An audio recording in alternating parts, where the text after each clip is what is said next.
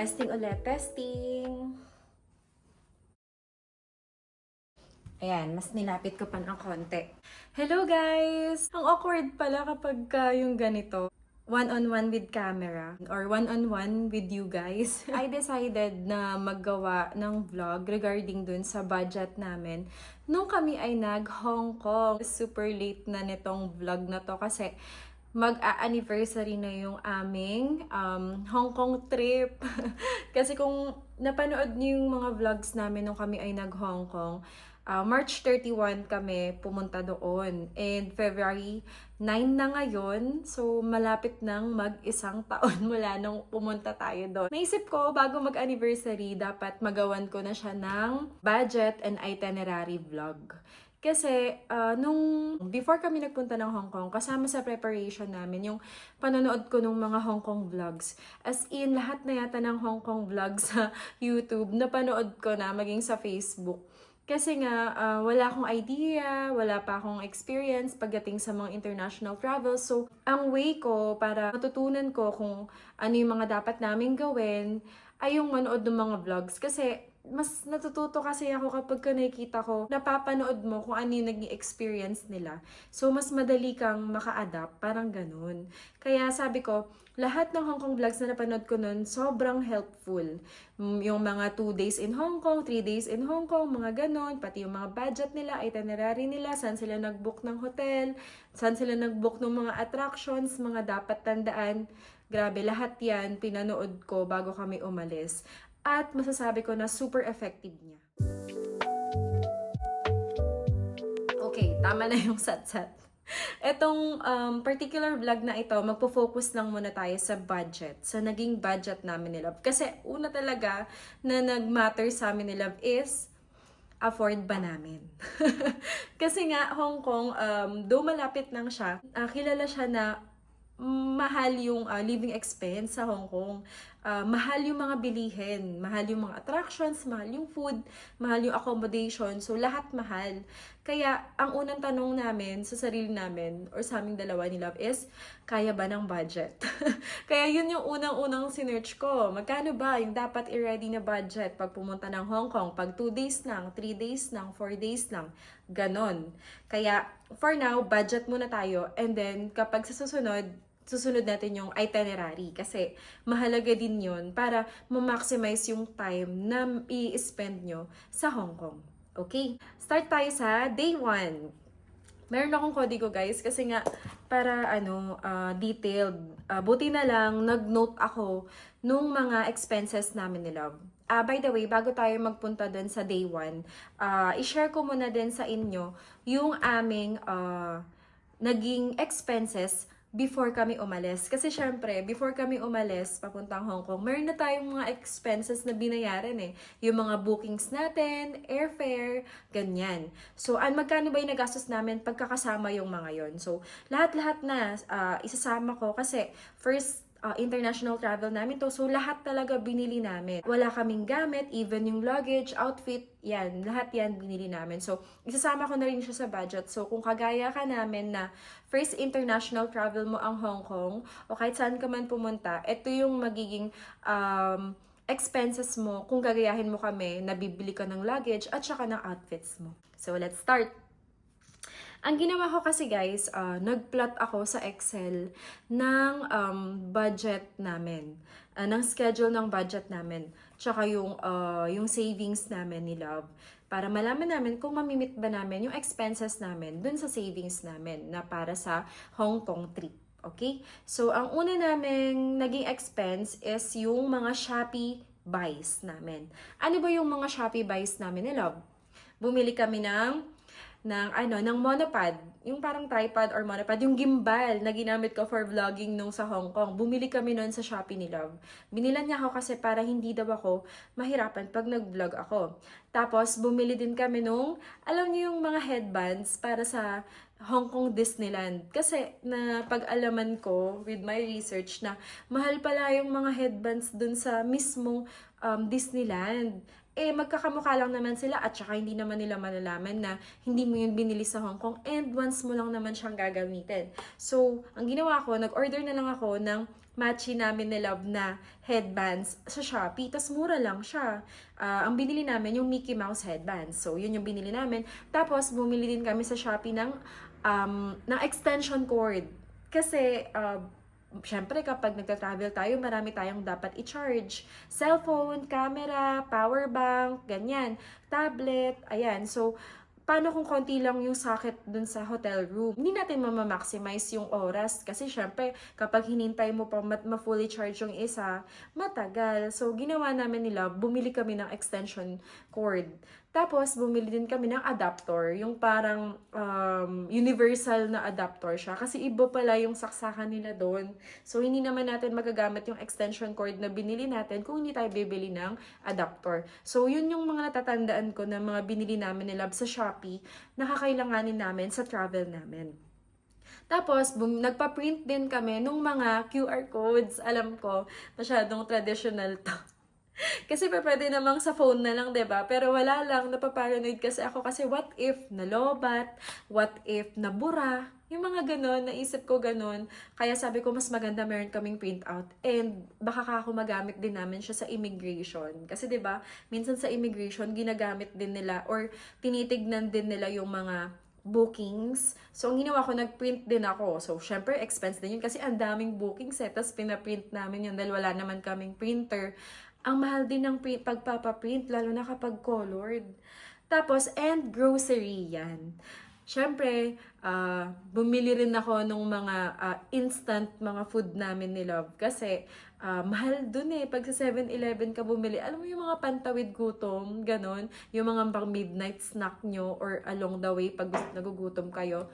Yon, nag-grocery din kami. So, yung total na nagastos namin sa Shopee, printing, grocery, ay tumutotal ng 8,797 pesos.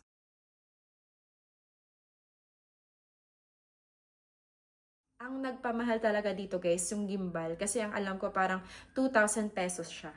Pero bago ako magpatuloy, titignan ko muna kung okay ba yung pagre-record ng ating vlog.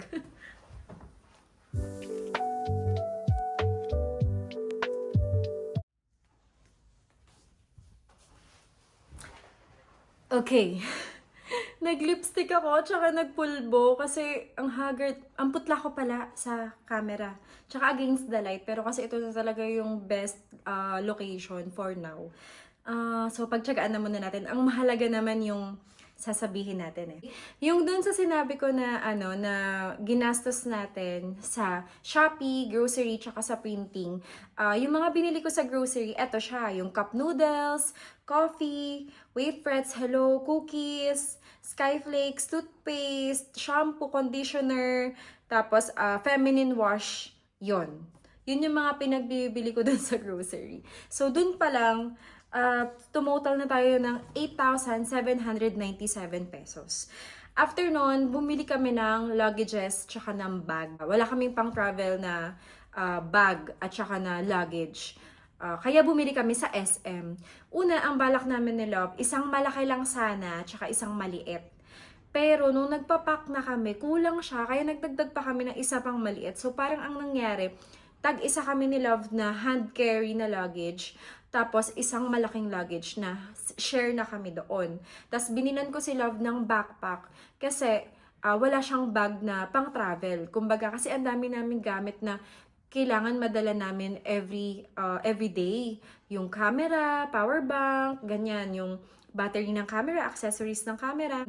Kaya, ayun, bumili rin kami ng bag. Yung cost nung luggages natin at saka nung bag ay 10,397 pesos na kaagad.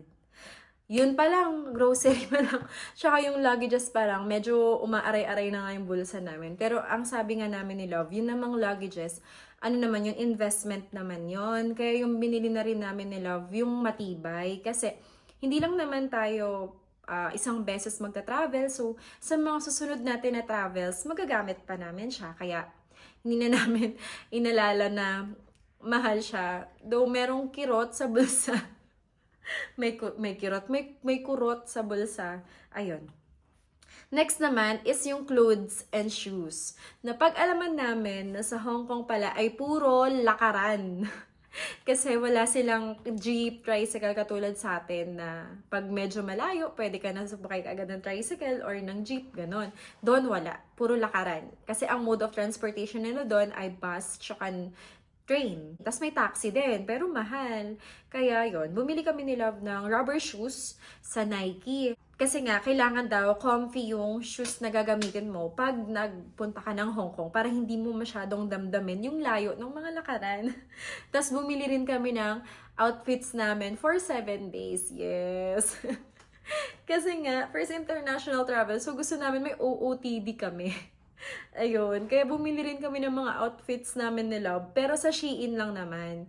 Pero pag pinagsama mo yun, dahil nga dalawa kami, tapos 7 days yun, malaki rin talaga yung inabot. So, pagdating sa clothes and sa shoes, gumastos kami ni Love ng 24,208 pesos. Okay. Yun pa lang yun.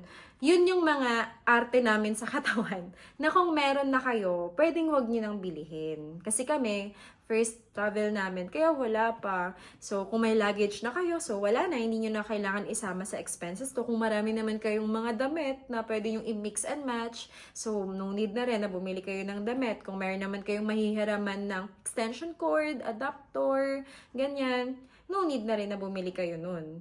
So, yun. Yung mga expenses na yun is yung mga, sa part namin nila, necessity siya. So, pwede yun i-out nung mga viewers natin dyan na meron ng mga ganong bagay. Okay? So, punta na tayo sa mga bookings namin. So, ang una kong binook, syempre, airfare. Kasi nga, para makaabot tayo sa nang una, naghahanap ako ng sale, ng seat sale, ganun. Pero dahil nga, sigido na. Kasi March ang balak naming alis, pero parang February na ako nakapag-book eh. Teka, i-check natin. Tama, February na ako nakapag-book ng aming airfare. Kaya yun, February 2, 2024 na ako nakapag-book. Siguro kung makakapag-book kayo ng mas maaga, kung makakakuha kayo ng seat sale, mas makakamura kayo. Pero kami ni Love kasi, hindi namin magawang makapag-book agad kasi wala pang passport si Love. I mean, yung passport ni Love is for renewal na. Kailangan niya na i-renew. Sobrang busy namin kasi nga, di ba, November wedding, tas December holidays. So, January namin inasikaso yung passport niya. So, nung dumating na yung passport niya, which is parang katapusan ng January, nag-book na kaagad ako ng airfare sa Cebu pa. Kasi nga, natatakot ako mag-book ng hindi pa dumarating yung passport ni Love. Kasi nga, baka mamaya magka-problema. Eh, di ba, ang hirap nung mga rebooking, ganyan, may mga charges pa yun eh. So, para maiwasan namin yun, hintayin na natin yung passport. So, ang nagastos namin sa airfare, dalawa na kami ni Love nito ay 20,329.54. 20,329.54. Ano na yun, guys, ha? Balikan na yon. Tapos, meron kaming mga add-ons ni Love. Nung papunta namin, nag-add-ons kami ng 20 kilos na baggage allowance. Tapos, dahil nga first time ko sasakay ng eroplano, gusto ko yung upuan ko sa window. Kaya yon, nag-avail kami ni Love nung seat select, yung pwede kang mamili kung saang seat ka uupo.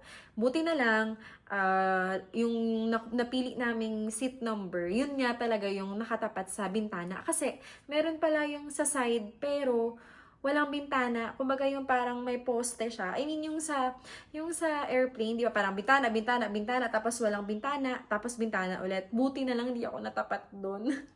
Kasi nung pauwi na kami, hindi na kami nanguha ng seat select, hindi na kami nag-avail nun.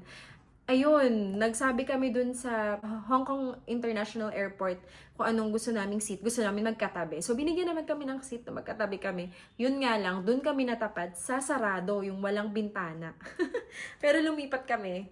Kaya, ayun. So, yun yung add-ons namin. Hindi na kami nag-add-ons ng meals sa airplane kasi less than 2 hours lang naman yung travel time. Parang hindi naman na hindi na practical na bibili ka pa ng food. Ang mahal din ng food, di ba may baon naman tayong snacks, yung mga cookies, ganyan. Yun na lang yung kinain namin sa loob ng eroplano. So, sa airfare, naka 20,000 tayo mahigit.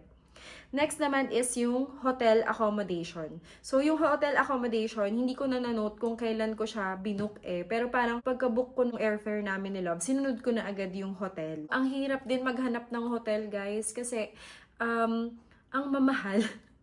Ang mamahal. Tapos, syempre, i-consider mo din kasi yung malapit siya sa mga attractions tsaka malapit sa terminal. So, ang best option na nakuha namin ni Love ay yung sa Ramada Hong Kong Grand. So, sa Jordan yon sa Tsim Shat Tsui. Tama, ayun, alam ko yun sa Tsim Shat Tsui sa may Jordan. Yun yung nakuha namin na hotel. So, binook namin ay 7 days and 6 nights. Ang room na pinili namin, yung may queen size na bedroom, tapos city view siya. So, okay na yun kasi yung ibang mga rooms, may mas mura actually sa Chungking Mansions, ganyan. Pero kasi, siya, yung closed room lang talaga siya, tapos maliit, tapos walang window. Medyo, kasi syempre, gusto mo rin naman kahit papano, comfy yung pag-i-stayan mo after a very tiring day ng paglilibot sa Hong Kong. So, pinili na namin yung Ramada Hong Kong Grand kahit na may kamahalan siya. So, ang booking namin sa Ramada ay 24,328.99 for 7 days and 6 nights. Okay naman yung hotel. At saka nga pala guys, kaya din nag-decide ako na Ramada yung kunin namin. Kasi everyday nagpapalit sila ng bedsheets, ng towels, tsaka ng mga toiletries, ganun. Kasi meron mga mas mura pero hindi nila nililinis. Kasi para siyang Airbnb. Yung pagka-in mo, yun na yun. Tapos dilinisin nila kapag ka-out mo na.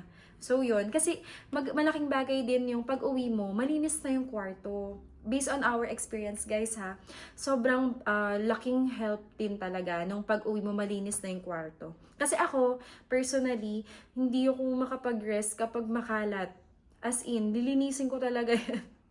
Lilinisin ko talaga yan. Hindi mapapakali yung isip ko kapag makalat tapos matutulog na ako. Hindi ko kaya yon.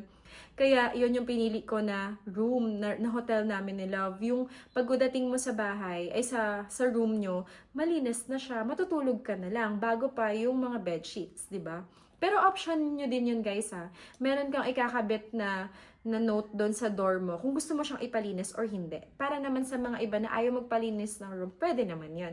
Pero sa mga kagaya namin na gusto rin magpalinis ng room, ang advice ko, yung isa kasi naming luggage, may lock yon. So, lahat ng valuables namin, doon nakalagay sa luggage na yun para at least hindi nila makukuha. Yan. Okay, next naman is yung SIM card. So, yun nga guys, syempre, necessity din yung SIM card. Una, balak sana namin ni Love, pocket wifi. Kaya lang kasi, pag pocket wifi, lagi kayo dapat magkasama. Pero what if, what if pa, no? What if nagkahiwalay kami ni Love? Diba? Di, yung isa lang yung merong wifi, paano makakontak nung isa? Yung isa, kung wala namang wifi yung isa. So, yun yung naisip ko. Kaya sabi ko, SIM card na lang kami ni Love. Tapos yung napili ko na SIM card, siya, 7 days unlimited data. Tapos, pwede siya sa Macau. Yun yung pinaka-importante sa pagpili ng SIM. Dapat, pwede siya sa mga lugar na pupuntahan nyo. Kasi meron guys, yung pang Hong Kong lang siya. Kami ni Love, may 1 day kasi kami na Macau. So, yung pinili ko, yung pwede rin siya sa Macau. Ayun, tas unlimited data pa siya. May kamahalan nga lang, mas mura sana yung mga packet wifi. Kaso nga lang kasi, yun nga, naalala ko lang, lalo na pag sa Disneyland, baka mamaya kasi magkahiwalay kami, di ba? Pero guys, actually, pwede rin mag-work yon yung isa lang yung may packet wifi sa inyo. Kasi, dun sa, sa travel namin sa Hong Kong, madaming areas na may mga free wifi. Ayun. Pero yun nga, kung gusto mo na, para na lang din safe, kasi paano kung wala nga ding free wifi, di ba? Ayun. Mas maganda pa din talaga, yung parehas kayo, merong internet, di ba?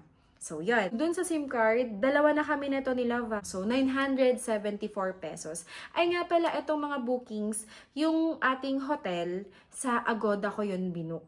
Yung airfare naman natin sa Cebu Pac. Tapos, ito namang SIM card sa Klook. So, lahat ng mga susunod natin na bookings, sa Klook siya. may naririnig si Sean na ibang tao, kaya siya tumatahol. Ayan. Sa Klook siya. So, next naman natin is yung octopus card. Ayun. So, yung octopus card, guys, sa mga hindi nakakaalam, yun yung payment method nila kapag sumasakay ka ng MTR, yung train nila, even sa mga bus, even sa taxi, pwede mo rin siya ipangbayad, alam ko eh. Even sa 7-Eleven, sa mga restaurants, ganyan, pwede mo ipangbayad yung octopus card mo. So, para siyang debit card, ganon. Kasi, loloadan mo siya or ang term nila is magta-top up ka, tapos pwede mo siya pangbayad sa mga establishments. So, yun, bumili kami ni Love ng tag-isa naming octopus card kasi bawal ang sharing sa octopus card. And guys, kung may kasama kayong mga bata, iba yung octopus card nung sa mga bata. Kasi mas mura yung fare nila. Pag sa adult, iba din. Kasi nga, parang half ng fare ng adult, yung fare ng mga kids. So yun, bumili kami ng 2 octopus card ni Love. Yung octopus card na binili namin, preloaded na siya ng 50 Hong Kong dollars. Tama ba? Check ko lang, guys. Okay, tama. Preloaded na siya ng 50 Hong Kong dollars. And kaparehas nung sa SIM card, yung dalawang yun, SIM card and octopus card, pinick up namin siya sa airport. Yun yung pinili namin na option. Yung for pick up sa airport, sa A13 booth, parang ganun. So yun, ang bili namin sa octopus card ay 1,402 pesos.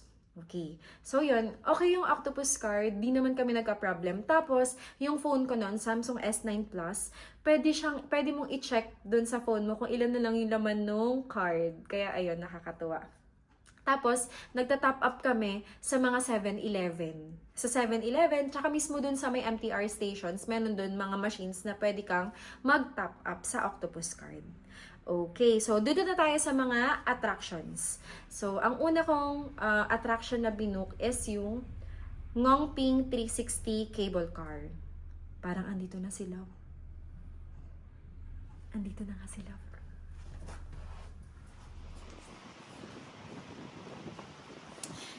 Okay, tutuloy na natin. Nag-merienda kami kasi may pasalubong sila na Jollibee. Okay, so next stop tayo sa Ngongping Cable Car. So, binook ko na lahat ng attractions namin ng March 2 or March 3 pala, sorry. March 3, 2024. So, yung ating Ngongping Cable Car, ang pinili namin ni Love ay Crystal Cabin, yung e-book. Tapos, round trip na siya. May option ka kasi, pwede kang mag-bus papunta o kaya naman mag-bus pa-uwi. Tapos, kahit isang trip lang yung mag-crystal cabin ka. Tapos, may mga different kinds din ng cabin. Meron yung crystal cabin, crystal plus cabin, parang ganon. Tapos, yung regular na cabin. So, pinili namin ni Love yung crystal cabin kasi yun lang yung merong option dun sa Klook. So, ang nagastos namin sa pagbubuk ng Ngongping Cable Car na crystal cabin round trip for 2 packs ay 5,110 pesos. Okay. Next naman is yung Hong Kong Disneyland. So, ayun talaga yung main reason kung bakit Hong Kong yung pinili namin na bansa para sa aming first international trip. So, ang binook namin na ticket for Disneyland ay may kasamang early park entry. So, ibig sabihin, kahit na 10 a.m. pa yung bukas ni Hong Kong Disneyland, pwede ka na pumasok as early as 9 a.m. If I can remember correctly, parang 9 a.m. or 9:30 a.m. pwede ka na pumasok para hindi ka makipagsabayan sa dami ng tao. Makakapag-picture ka sa mga attractions ng konti pa lang yung tao. Hong Kong Disneyland, ayun, with early park entry, tapos tier 3 siya by the time na binook namin siya. Siya ay nagkakahalaga ng 13,568 pesos. 2 packs na rin yun. Dalawa na rin kami ni Love nun. Yes, sobrang mahal ng Hong Kong Disneyland. Pero yun nga, hindi ka naman mag-Hong Kong nang hindi ka pupunta ng Hong Kong Disneyland. I mean, pag nag-Hong Kong ka, pupunta ka ng Disneyland talaga. Kasi yun yung main attraction doon sa Hong Kong. Ang next natin na binook is yung Disneyland meal. Ito, late ko na to na-book eh. Parang March 10 ko na siya na-book. Siya yung pinakahuli kong binook kasi pinag-isipan ko pa munang mabuti kung worth it ba yung pag-a-avail ng Hong Kong Disneyland meal. So, sa pag-research ko, recommended. Okay siya. Dapat mas maganda kung meron kayong in-avail na Hong Kong Disneyland meal kasi busog ka talaga. Tsaka, ganun din naman yung presyo ng mga bilihin. In-avail namin ni Love na Hong Kong Disneyland meal ay yung lunch set plus dinner set plus snack. O, diba? Sulit na siya. Pero, ano yun parang 100 HKD per meal lang. Parang ganun yata yun. Tapos, yung sosobra, ikaw na yung mag-shoulder nung bayad. So, yun yung in-avail namin nila, yung meron ng lunch set, tapos may dinner set, tapos may snack. Para naman sa snack, mamimili ka kung popcorn or ice cream. Yung ginawa namin ni Love nun, tag-isa kami. Ako popcorn, siya yung popcorn, ako naman yung ice cream, para matikman namin pareho.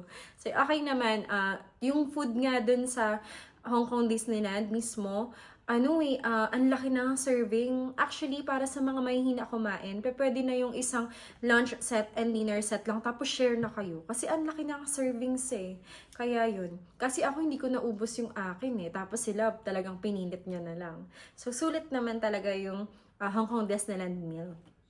Binook namin yon sa Klook pa din. Ang halaga niya ay 3,733.30 pesos. Dalawa na kami doon ni Love.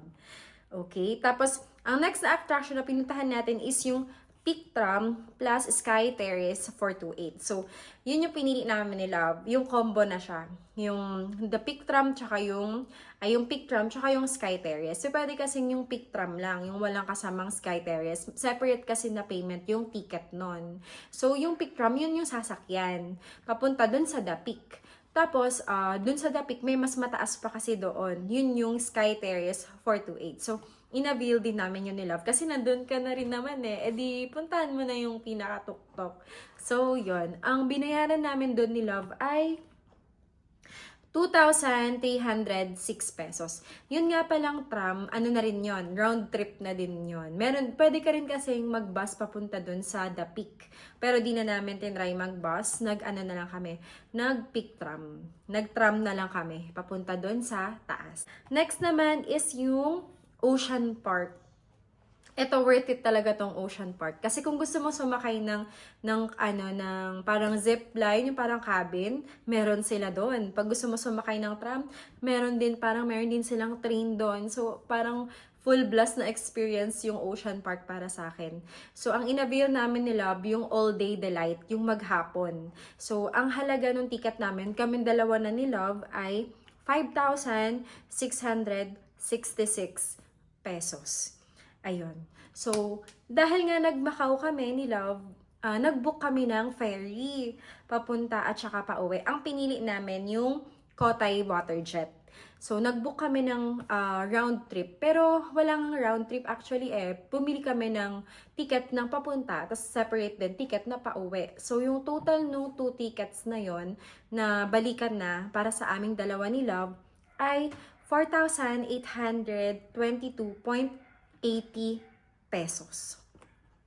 Yun lahat-lahat ng ginastos natin kahit hindi pa tayo nakakaalis. Yun yung mga binayaran na natin, hindi pa tayo nakakaalis. Ang laki-laki na ng gastos natin, guys. So, ang total ng nagastos natin before pa tayo mag-fly out papuntang Hong Kong ay 125,642.63 pesos. Yes, guys, sobrang mahal. Pero yun nga, kung kayo naman ay meron na nung first 3 na nabanggit ko, i-less nyo na lang siya. Parang less than 100,000 naman siya. And guys, for 2 packs ito yung mga tickets. So, kung mag-isa mo lang na traveler, i-divide mo na lang sa 2 yung mga amounts na sinabi ko. Kasi, pang 2 tao lahat yon. Kasi nga, 2 kami ni Love. So, bala na kayo mag-divide. So, yun yung mga nagastos namin sa tickets ni Love. Ngayon, syempre, pagdating mo dun sa Hong Kong, kailangan meron kang pocket money. So, ang ginawa ko, nag-alat na ako ng pocket money namin ni Love for 7 days. For 7 days sa transportation at saka sa food. Nag-alat na ako na kung magkano yung pwede namin gastusin per day. Kasi nga, mas maganda kasi yung meron kang isaset na budget para hindi ka sumobra dun sa ina-expect mo na expenses. Baka kasi mamaya pag uwi mo ng Pilipinas, puro ka na utang. So, yun.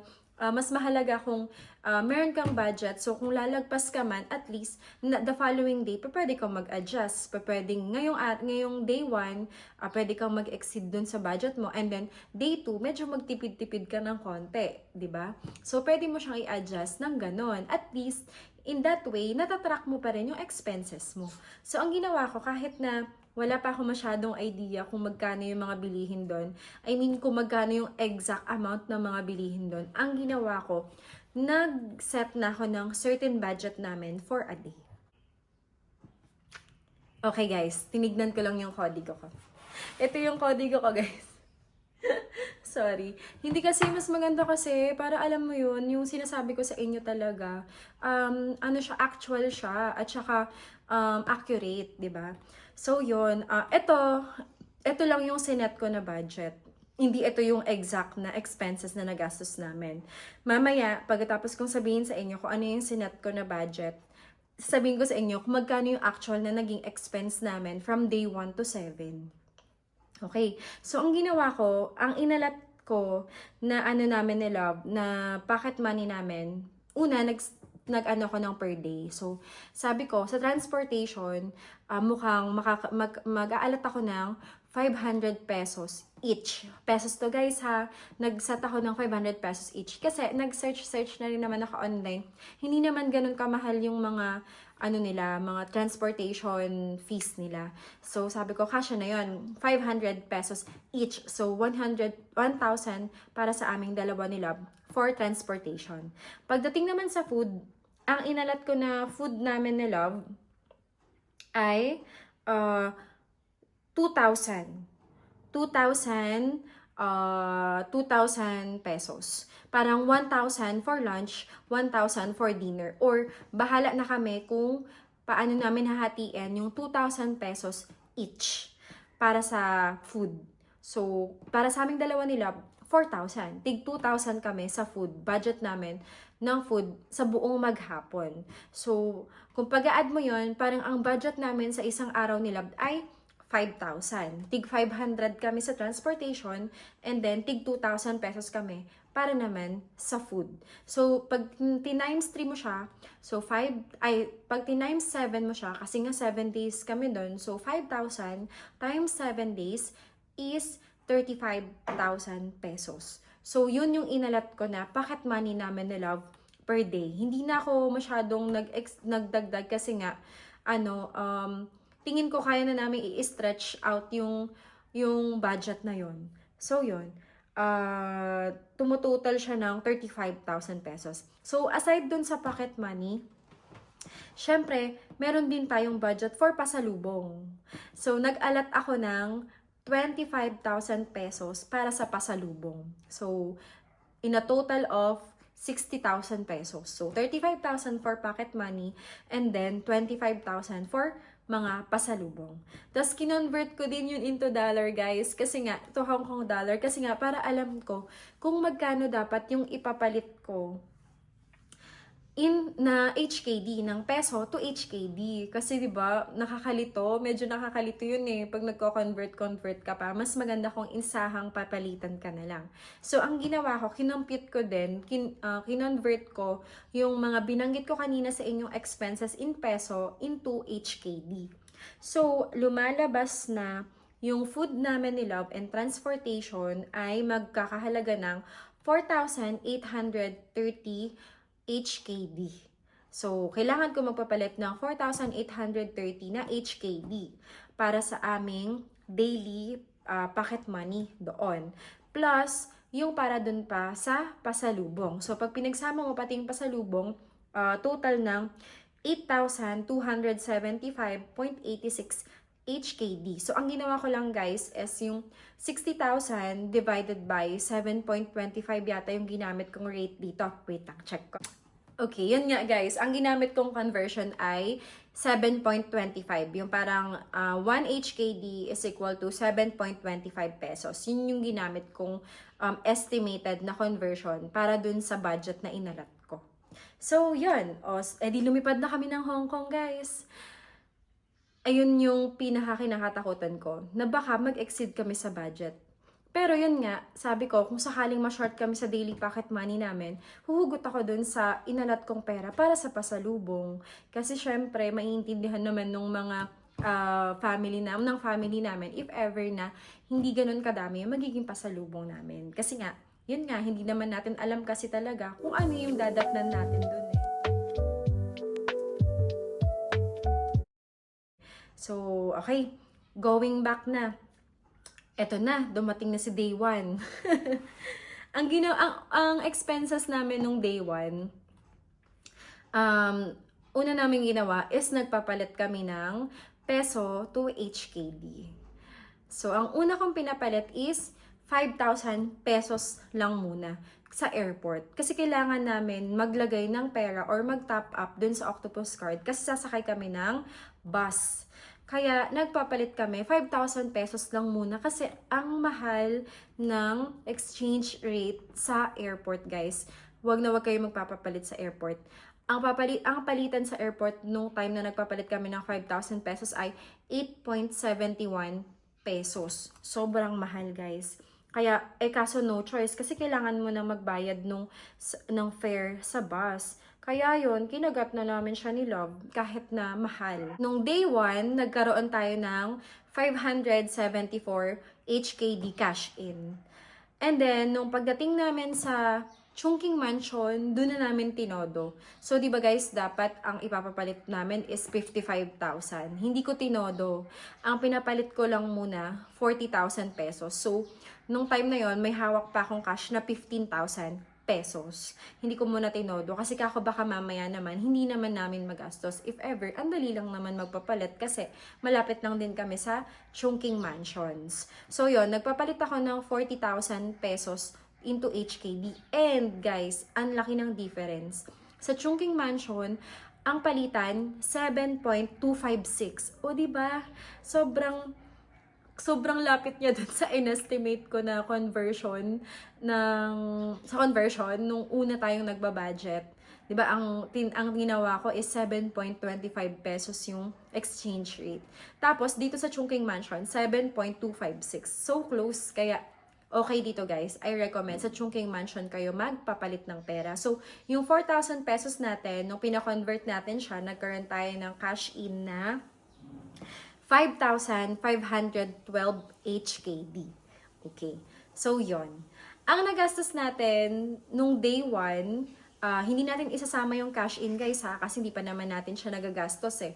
Nasa atin pa yung pera na yon.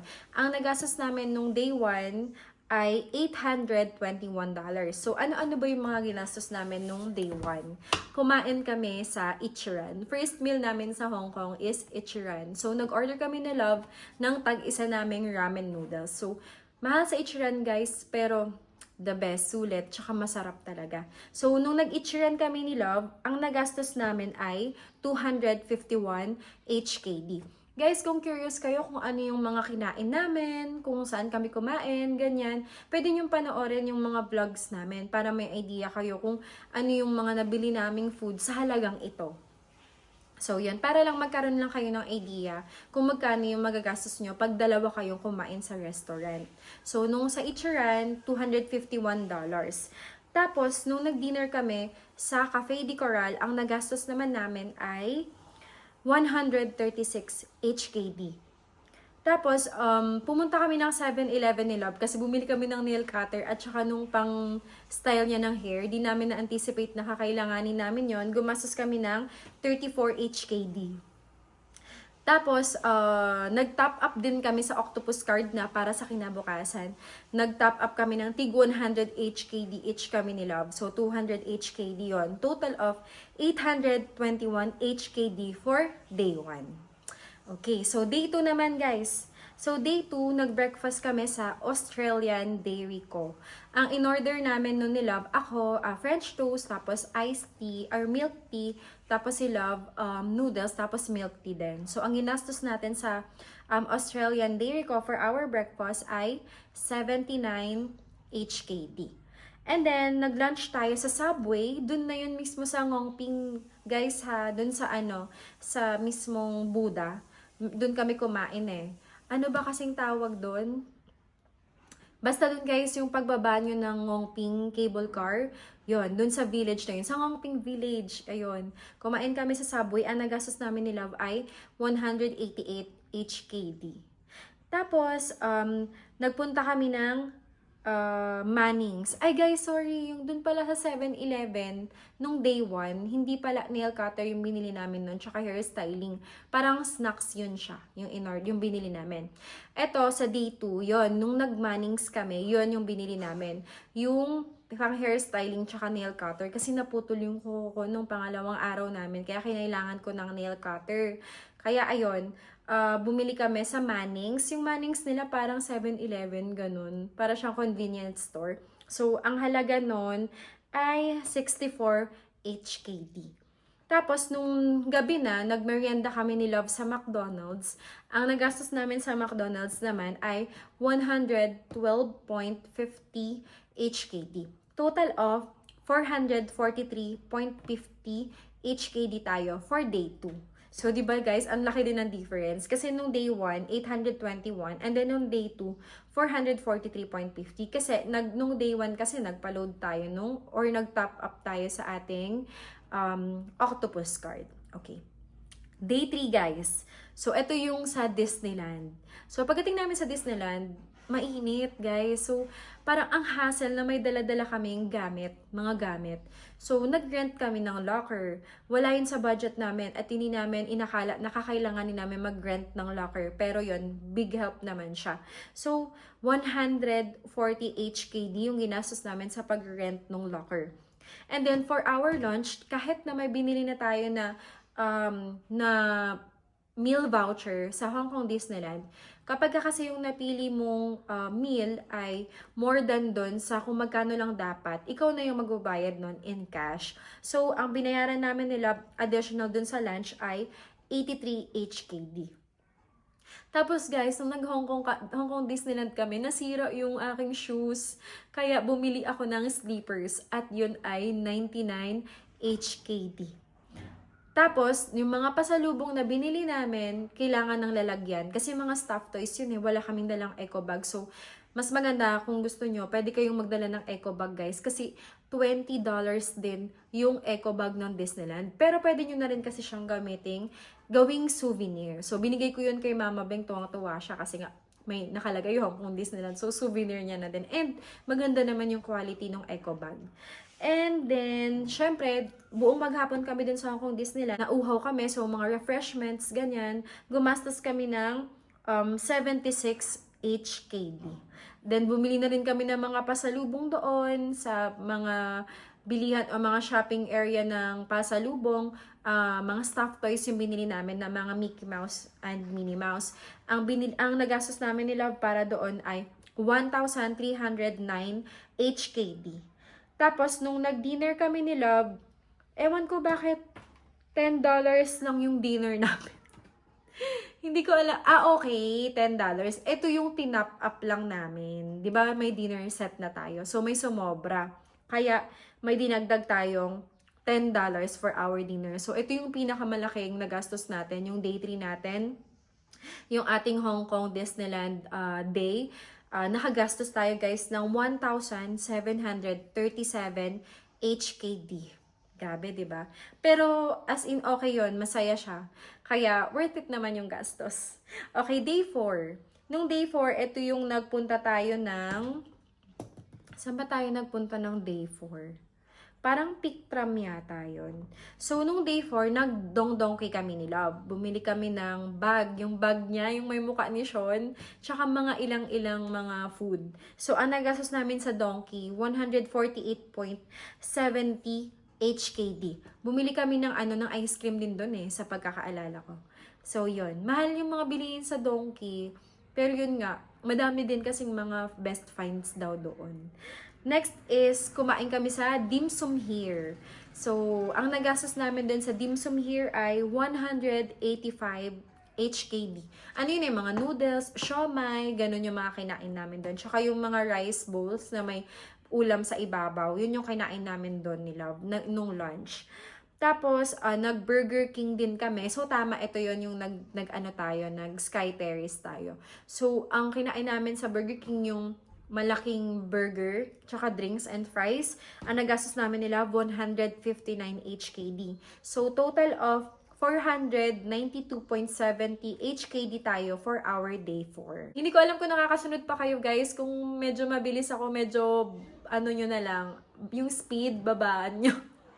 Kasi ayoko sana maging mahaba yung video kasi baka yung iba nagmamadali. So, mas maganda na ma-full pack ko na lang kayo ng info. So, for our day 5, guys, nag-breakfast tayo sa Kamwa Cafe. Kasi nakikita ko yun sa mga vlogs, sa mga nagba-vlogs ng Hong Kong. Okay daw sa Kamwa Cafe. So, tinry namin nila. Ang nagastos namin sa Kamwa Cafe ay 111 HKD. That's for our breakfast. Tapos, nag-ice cream din kami ni Love.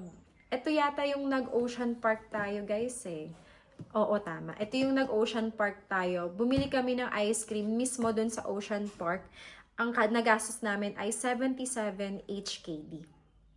Tapos, dun na rin kami nag-lunch. Sulit yung lunch na to, guys, kasi chicken siya, tapos may fries, tapos may malaking drinks na din, tapos meron pang ice cream na kasama.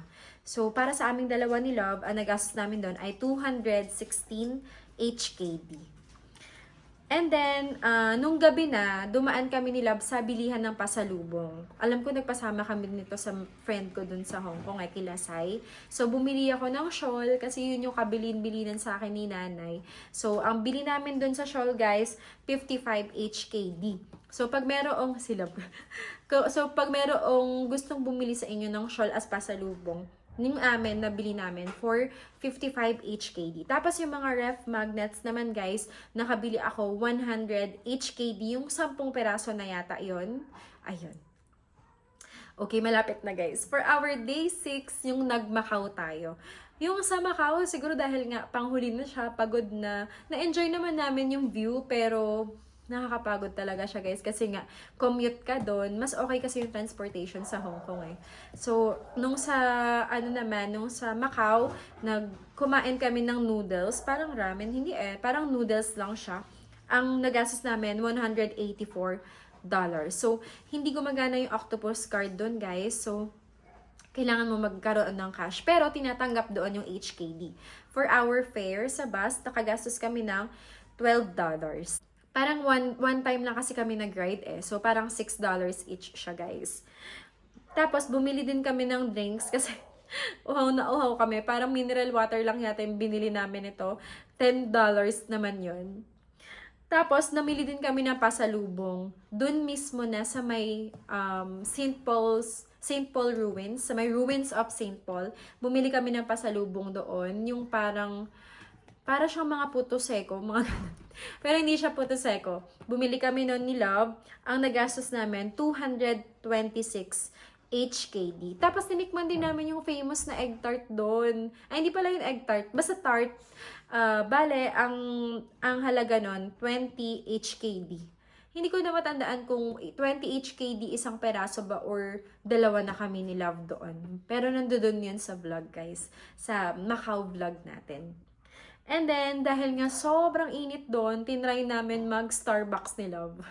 So, nag-Starbucks tayo sa Macau. Dalawa kami ni Love, drinks.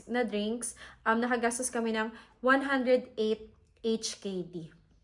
Tapos, nung umuwi na kami ng Hong Kong, from Macau, pumunta na kami ng Hong Kong, nag-dinner kami sa Five Guys. Ay guys, itry nyo ang Five Guys. Sobrang sulit. Ang laki ng serving. Tapos, okay din naman yung presyo niya. Promise, ang sarap ng burger, tas ang sarap din ng fries talaga. Tapos, only drinks pa siya. Ang nagastos namin sa Five Guys, ay 321 HKD. Yun nga na may kamahalan siya. Pero okay talaga dun. Para siyang McDonald's natin. Yung parang pag gusto mo ng burger, fries, ganyan, dapat Jollibee, McDo ka, diba? Parang kung ako nasa Hong Kong, ang pipiliin ko, yon Five Guys talaga. So, ang total na nagastos natin for our day 6 ay 881 HKD. Last na guys, day 7. Ito yung pauwi na tayo. So, yon nakagastos tayo ng, para sa mga pasalubong, pumili kami sa DS Groceries. Ang mga nagastos ko ay $112, $108, tsaka $113. Ewan ko bakit magkakahiwala yung ginawa kong presyo. Siguro pahinto-hinto ako or marami akong binilihan na DS groceries. Kaya ganon. Tapos, kinapos na tayo ng load dun sa Octopus card. O, di ba guys, tingnan nyo, nagkasya na yung tig 100 namin ni Love. Plus kasi preloaded yun ng 50, di ba? So, parang tig 150 HKD kami. From day 1 to 6, nagkasya na yun siya.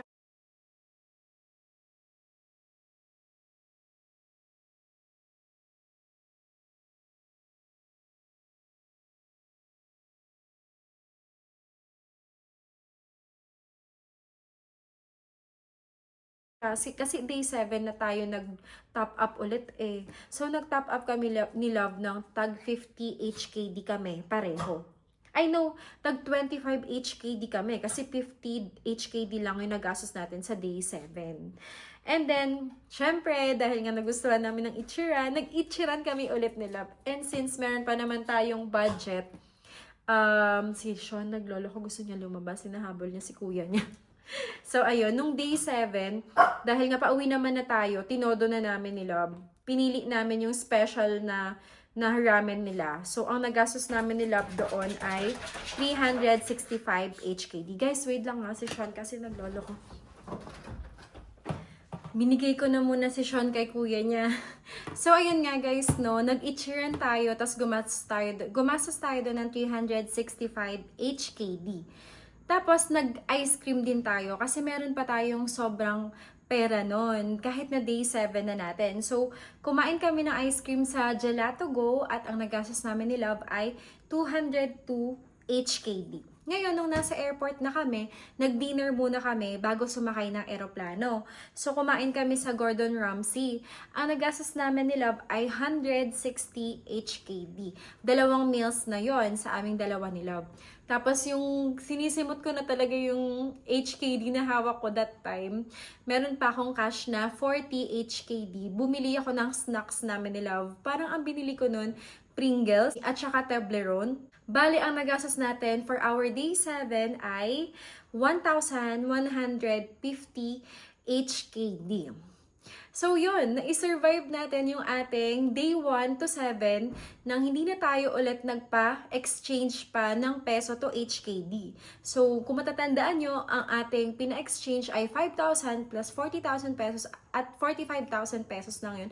And napagkasya na natin siya from day 1 to day 7. So hindi na natin kailangan magpapalit pa ulit. Tapos, meron pa tayong sobrang cash kasi 'di ba ang inalat natin na pocket money 60,000 pesos, pero ang nagastos lang natin 45,000 pesos, kaya meron pa kaming sukli ni Love, kaya sobrang happy naming umuwi ng Philippines nun kasi nag-enjoy kami, nagkasya yung budget namin, nakompleto namin yung pasalubong, tapos may sukli pa kami dun sa inalat naming budget namin sa Hong Kong. Kasi originally, ang pinlano sana namin ni Love, tig 100,000 kami. Pero, ayun nga, may sukli pa kami. Kasi, di ba, 125,000 plus yung nagastos natin sa mga bookings. Tapos, sa ating pocket money, nakagastos lang tayo ng 45,000.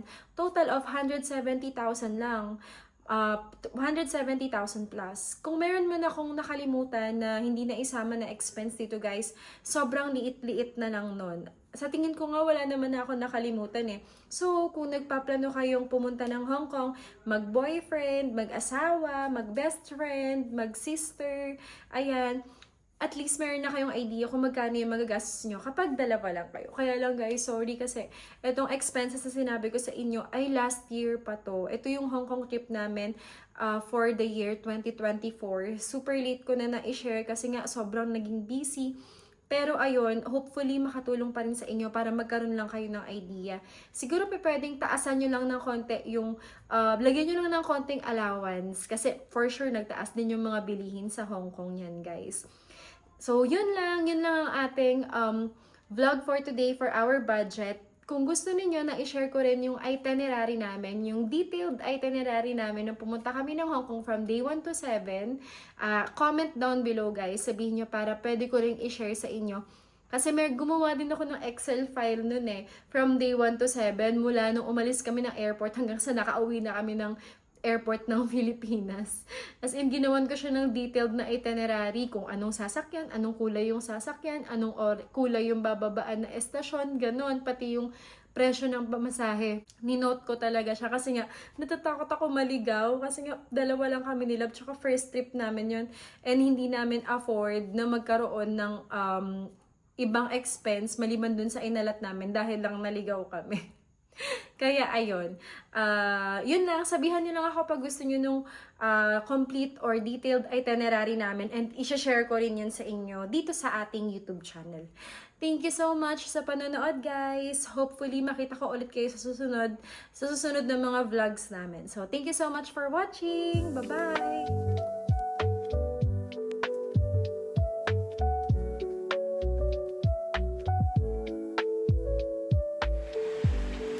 Nakakaloka yung vlog. Ngayon pinanood ko, tapos yung clip na mahaba, meron pala akong muta. Pero hindi ko na siya uulitin kasi sabi nila, hindi naman daw masyadong halata. Pero nakakainis lang, so lesson learned. Pag gagawa ng mga video na ganito, mga sit-down videos, check muna maigi kung walang dumi sa muka. Kasi may muta dito, oh. Nakabitin siya. Inulit ko na nga yung huling clip, eh. Kaya nakita nyo kanina, iba maliwanag pa tong bintana na to. Tapos biglang dumilim na. Kasi inulit ko siya, guys. Kasi nung medyo huling clip, talagang lumalaglag na yung muta.